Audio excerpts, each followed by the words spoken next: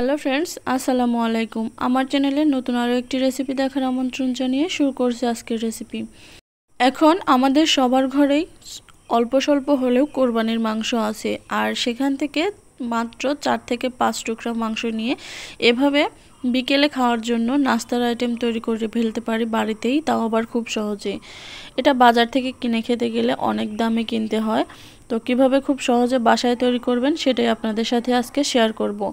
তো প্রথমেই এখানে নিয়ে নিচ্ছি আটা, আর আপনারা চাইলে ময়দাটাও নিয়ে নিতে পারেন। দিয়ে দিচ্ছি পরিমাণ মতো লবণ এবং 2 টেবিল চামচ পরিমাণে দিয়ে দিচ্ছি তেল। এখানে আমার 2 কাপ আটা আছে, তার জন্য আমি 2 টেবিল চামচ তেল ব্যবহার করেছি। পরিমাণে আপনারা কম বা বেশি করে নিতে পারেন, যে যতটুকু বানাতে চান সে ততটুকু আটা ব্যবহার করতে পারেন। তো এভাবে একটু ময়ান করে নিচ্ছি। যখন দেখবেন হাতে এভাবে মুঠো এঁটে যাচ্ছে তখনই বুঝবেন ময়ান করা হয়ে গেছে। এখন অল্প অল্প নর্মাল পানি দিয়ে এটাকে একটা ডো তৈরি করে নিতে হবে।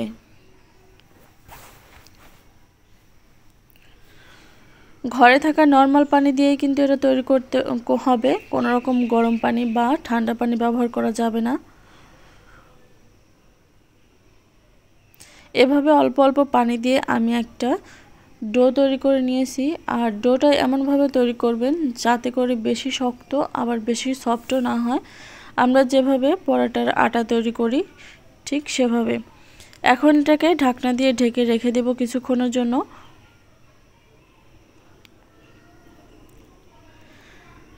এখানে আমি 5 থেকে 6 টুকরা মাংস নিয়ে নিয়েছি, আর এটা আমি রান্না করা মাংস থেকে তুলে নিয়েছি। আপনারা চাইলে আদা, রসুন, সামান্য ধনিয়া গুঁড়ো, জিরে গুঁড়ো দিয়ে এটাকে লবণ হলুদ দিয়ে সিদ্ধ করে নিতে পারেন, যেহেতু পরে এটা রান্না করতেই হবে তাই সিদ্ধ করে নিলেই হয়ে যাবে। তো আমি এখানে অল্প পরিমাণে রান্না করা মাংস থেকে তুলে নিয়েছি। তো এভাবে কাঁটা চামচ দিয়ে ছাড়িয়ে নিয়েছি। আপনারা চাইলে ব্লেন্ডার বা পাটায়ও বেটে নিতে পারেন। তো এভাবে ছাড়িয়ে নিলেই খুব সহজে হয়ে যায়। এটাকে এখন রান্না করে নিতে হবে। কড়াইতে পর্যাপ্ত পরিমাণে তেল দিয়ে দিয়েছি, হাফ কাপ তেল দিয়েছি, আর এর মধ্যে পেঁয়াজ দিয়ে দিচ্ছি প্রায় 1.5 কাপের মতো। আমি এখানে 1.5 কাপ পেঁয়াজ ব্যবহার করেছি, আপনারা চাইলে 1 কাপও দিয়ে দিতে পারেন। 5 থেকে 6টি কাঁচামরিচ টুকরা করে কেটে দিয়েছি। এখন এটাকে একটু ভেজে নরম করে নিতে হবে। এখানে দিয়ে দিচ্ছি লবণ। যেহেতু মাংসতে লবণ দেওয়া আছে তাই পরিমাণ বুঝে এটাতে লবণ দিয়ে দেবেন।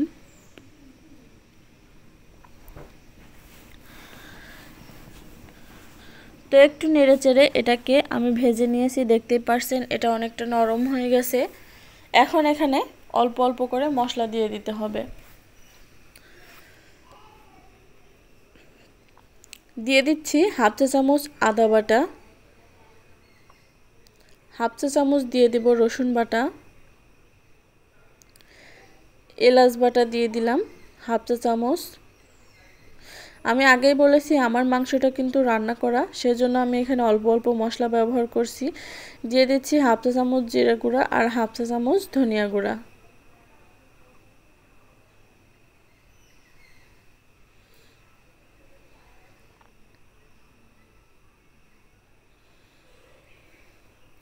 এখন দিয়ে দেব হাফ চা চামচ হলুদের গুঁড়া, আর পরিমাণ মতো মরিচের গুঁড়োটা দিয়ে দিবেন। যেহেতু আমরা আগে থেকে কাঁচা মরিচটা দিয়ে দিয়েছি তাই অল্প করে এখানে দিয়ে দিলাম, আর মাংসতেও যেহেতু ঝাল রয়েছে। এখন একটু সামান্য পানি দিয়ে দেব, না হলে মশলাটা কিন্তু পুড়ে যাবে।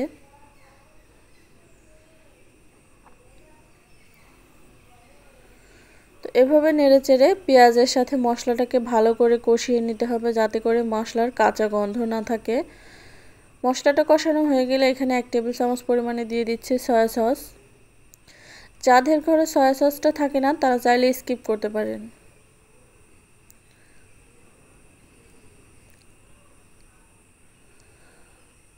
এখন আগে থেকে যে মাংসটা ঝুরা করে রেখেছিলাম সেটা এখানে দিয়ে দেব। আমি এখানে পেঁয়াজের পরিমাণটা একটু বেশি দিয়েছি যাতে করে এটা একটু জুসি হয়। আপনারা চাইলে 1 কাপ পেঁয়াজ দিয়েও এটা বানিয়ে নিতে পারেন। তবে আমার কাছে একটু জুসি হলেই বেশি ভালো লাগে, সেজন্য আমি এখানে 1.5 কাপ পরিমাণ পেঁয়াজ দিয়ে দিয়েছি। 1 কাপ দিয়ে দিলাম পানি। পানি দিয়ে ঢাকনা দিয়ে ঢেকে রেখে দেব কিছুক্ষণের জন্য। আর মাঝে মাঝে অবশ্যই কিন্তু ঢাকনা তুলে নেড়ে চেড়ে দিতে হবে, না হলে নিচটাতে লেগে যাবে। তো একটু নেড়ে চেড়ে মিশিয়ে নিয়েছি, এখন ঢাকনা দিয়ে ঢেকে রেখে দেব কিছুক্ষণের জন্য।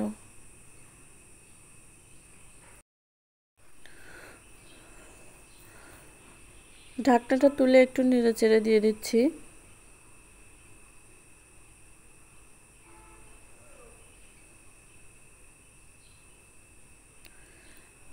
আবারও ঢাকনা দিয়ে ঢেকে দেব। এভাবে রান্না করে নেব যতক্ষণ না পানি শুকিয়ে যাবে। এই তো দেখতেই পারছেন পানিটা কিন্তু অনেকটা শুকিয়ে গেছে। এখন আমি এটাকে নামিয়ে সার্ভ করে নেব। একটুও পানি অবশিষ্ট নেই, তেলটা উপরে উঠে এসেছে। তো এখন আমি এটাকে সার্ভ করে নিচ্ছি। এই যে একটা বাটিতে সার্ভ করে নিয়েছি এভাবে। এখন যে ডোটা আমি তৈরি করে রেখেছিলাম সেটা এখন অনেকটাই সফট হয়ে গেছে, মানে সেট হয়ে গেছে। এখন এখান থেকে আমি বড় একটা রুটি তৈরি করে নেব। এই ডোটাকে আমি 4টা ভাগে ভাগ করে নেব। যেহেতু আমি এখানে 2 কাপ আটা নিয়েছি, ওই জন্য আমি এখানে 4 ভাগে ভাগ করে নেব। 4 ভাগের 1 ভাগ এখানে নিয়ে নিয়েছি। আর এটাকেই এখন রুটি তৈরি করে নিতে হবে। অবশ্যই অল্প অল্প ময়দা ছিটিয়ে রুটি তৈরি করতে হবে, না হলে নিচটাতে লেগে যাবে, রুটিটা তৈরি করা যাবে না। তো অল্প অল্প ময়দা দিয়ে আমি বড় একটা রুটি তৈরি করে নেব। আর এই রুটিটা যতটা পাতলা করে সম্ভব ততটা পাতলা করে বেলে নিতে হবে। এই যে দেখুন আমি এইভাবে তৈরি করে নিয়েছি, আপনারাও এভাবে তৈরি করে নেবেন। যতটা বড় করা সম্ভব ততটাই বড় করে নেবেন। এখন এখানে নিয়ে নিচ্ছি ডালডা। আপনারা চাইলে বাটার বা তেলও ব্যবহার করতে পারেন, তবে আমার কাছে ডালডাই ছিল, সেটাই আমি দিয়ে দিচ্ছি।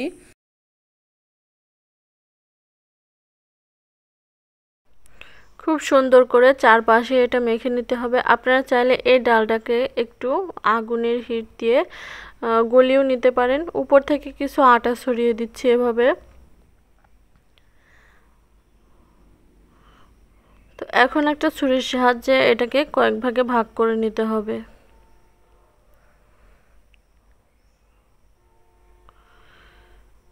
এই তো এভাবে আমি কেটে নিলাম। এখন এভাবে ঘুরিয়ে ঘুরিয়ে এটাকে জড়িয়ে নিতে হবে। দেখে নিশ্চয়ই বুঝতে পারছেন এটা আমি কিভাবে করছি। তো সবকটা পার্টই এভাবে করে নিতে হবে। তো ছোট পার্টগুলো আগে আমি করে নিচ্ছি এভাবে।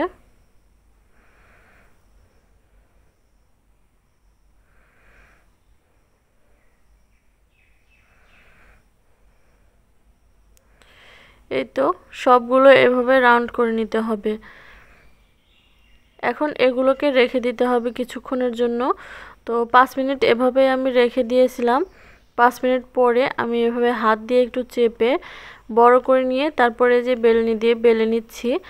আর এখানে বেলার সময় একটু আলতো হাতে বেলে নেবেন, একেবারে বেশি চাপ দিতে যাবেন না। তো আর একটু মোটা সাইজ করে আমি এখানে বেলে নিয়েছি, একেবারে পাতলা করা যাবে না। এই তো বেলা হয়ে গেছে। আর মোটা আমি এতটুকুই রেখেছি, দেখে নিশ্চয়ই বুঝতে পারছেন। এখন বাড়তি অংশকে এভাবে একটু কেটে নেব। আপনারা চাইলে নাও কাটতে পারেন, তবে কাটলে একটু দেখতে ভালো লাগে এই আর কি। এভাবে কেটে নেওয়ার পরে আমি এটাকে 4 ভাগে ভাগ করে নেব। এখান থেকে আমার 4টা পেটিস তৈরি হবে। চাইলে এভাবে আপনারা ফ্রিজ আপ করে রেখে দিতে পারেন, তবে এক একটার পরে আর একটা পলি রেখে তারপরে আবার আরেকটা রাখবেন। এভাবে করে সবকটা রেখে দেবেন যাতে করে একসাথে না লেগে যায়। তো আগে থেকে যে মাংসের পুরটা বানিয়ে রেখেছিলাম সেটা দিয়ে এভাবে সিল করে নিচ্ছি। আপনারা চাইলে এর চেয়ে একটু বেশি করে দিয়ে দিতে পারেন। আমার মতো পুরটা একটু বেশি হলে বেশি খেতে ভালো লাগে, তো আমি আর একটু বেশি করে পুর দিয়ে দিচ্ছি এভাবে। তারপরে এভাবে মুখটা সিল করে দেবেন। তো এইভাবে একই পদ্ধতিতে সবকটা আমি বানিয়ে নেব।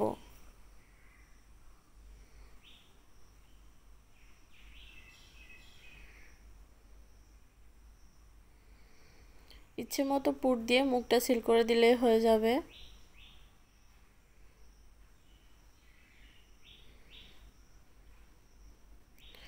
তো একইভাবে আমার যতগুলো প্রয়োজন আমি বানিয়ে নেব, আর বাদ বাকিগুলো ফ্রিজ আপ করে রেখে দেব।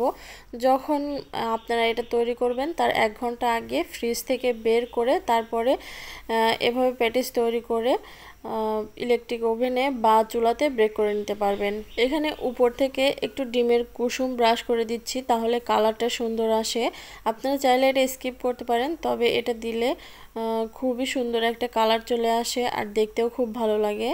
শুধুমাত্র একটি ডিমের কুসুম নেবেন, সাদা অংশ কিন্তু নেবেন না, শুধুমাত্র কুসুমটা নিয়ে এভাবে ব্রাশ করে দেবেন।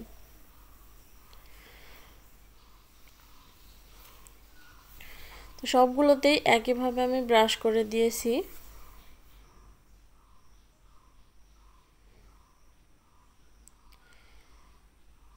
এখন উপর থেকে কিছুটা সাদা তিল ছড়িয়ে দেব, এতে করে দেখতে আরো বেশি আকর্ষণীয় লাগবে। আজকের এই পেস্ট্রিগুলো আমি ইলেকট্রিক ওভেনে তৈরি করব। তো ওভেনটাকে আমি ফ্রি হিট করে নিয়েছি 10 মিনিট।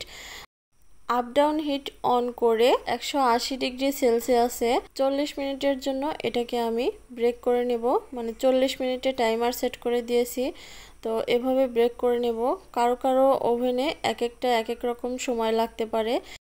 এটা আমি ওভেনের মাঝের তাকে দিয়েছি, আর নিচের তাকে পেস্ট্রি বানানোর সময় সাইড থেকে কেটে যেগুলো বাদ গেল সেগুলো একটু সাইজ করে কেটে দিয়ে দিয়েছি নিচের তাকে। এগুলো বিকেলে চায়ের সাথে খেতে খুবই ভালো লাগে। তো আপনারা চাইলে উপর থেকে কিছুটা চিনি ছড়িয়ে দিয়েও এটাকে খেতে পারেন, তাহলে একটু মিষ্টি লাগবে। 40 মিনিট হয়ে যাওয়ার পরে আমি আরও 5 মিনিটের টাইমার সেট করে দিয়েছিলাম, কারণ মনে হয়েছিল আরেকটু উপর থেকে গাঢ় কালার আসলে বেশি ভালো লাগবে। তো আমার মোট 45 মিনিট টাইম লেগেছে। তো আমি 45 মিনিট পরে বের করে নিয়েছি, আর দেখতে পারছেন কালারটা কিন্তু দারুণ এসেছে। এটা কিন্তু আমি ওভেনের মাঝের তাকে দিয়েছিলাম, আর এটা দিয়েছিলাম নিচের তাকে। তো দেখতে পারছেন আমার পেটিসগুলো একদম রেডি। বিকেলে চায়ের সাথে খেতে এরকম নাস্তা বাসায় যদি তৈরি করে নিতে পারেন তাহলে খুব বেশি ভালো হয়, বাহির থেকে আর অনেক টাকা দিয়ে কিনে খেতে হয় না। এটা আপনারা চাইলে চুলাতেও ব্রেক করে নিতে পারেন, মানে চুলাও এভাবে একটা সসপ্যানের অথবা বড় একটা পাতিলের মধ্যে একটু আগে থেকেই পাতিলটা গরম করে তারপরে এর মধ্যে বসিয়ে 45 থেকে 50 মিনিটের জন্য মিডিয়াম টু লো হিটে রেখে এটাকে কিন্তু আপনারা ব্রেক করে নিতে পারবেন, যেভাবে আমরা কেক ব্রেক করি। তো দেখলেন তো, দোকানের চেয়ে বেশি স্বাদে আর খুব কম খরচে এগুলো আপনারা বাসায় তৈরি করে ফেলতে পারবেন। কোরবানির মাংস থাকতে থাকতে এভাবে একদিন তৈরি করে দেখবেন, আশা করছি আপনাদের ভালো লাগবে। তো আজকের এই পেটিসগুলো কেমন হয়েছে অবশ্যই কমেন্ট করে জানিয়ে দেবেন। ভালো লাগলে লাইক কমেন্ট এবং বেশি বেশি করে শেয়ার করে দেবেন, আর আমার চ্যানেলটাকে সাবস্ক্রাইব করে পাশে থাকা বেল বাটনটা অন করে দেবেন, তাহলে পরবর্তীতে রেসিপি আপলোড করলে নোটিফিকেশন আপনাদের কাছে পৌঁছে যাবে। তো সবাই ভালো থাকবেন, আল্লাহ হাফেজ।